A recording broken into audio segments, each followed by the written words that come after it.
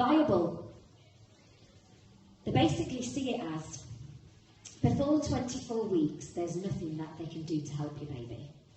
But it's a bit of a funny one because, yeah, I don't like the term viable because, but I think they've got to cut the point off somewhere.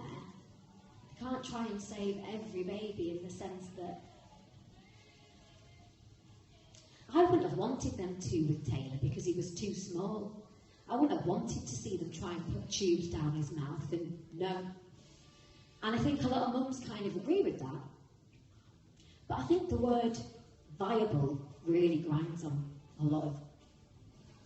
Like for me, Taylor was 22 weeks, so I was more or less 6 months pregnant, but he's still classed as a miscarriage.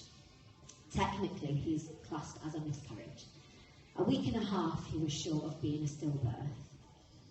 So because of that week and a half, I haven't got a birth certificate, I haven't got a death certificate, I wasn't allowed to register his death or his birth. But I went through 8 hours of labour.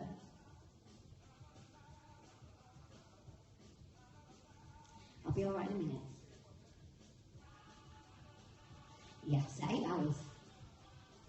I had to push him out, contractions, I had to get 10 centimetres dilated, you know.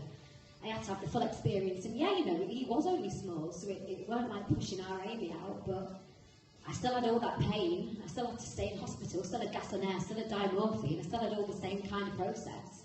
He still had a funeral, he still had, his ashes are over there on that table. He still existed, but in the eyes of like the government, he's not even recognised, which is, that kind of upsets me more than anything, really. Because saying like 50 years time, if Amy's children do like a, you know, like where you can go on the internet and find your past like family, he'll not be there, you know, he'll be forgotten, and that hurts. It's one of those. So yeah, it's hard, it is hard. I hope I've got everything, I feel like I've missed stuff.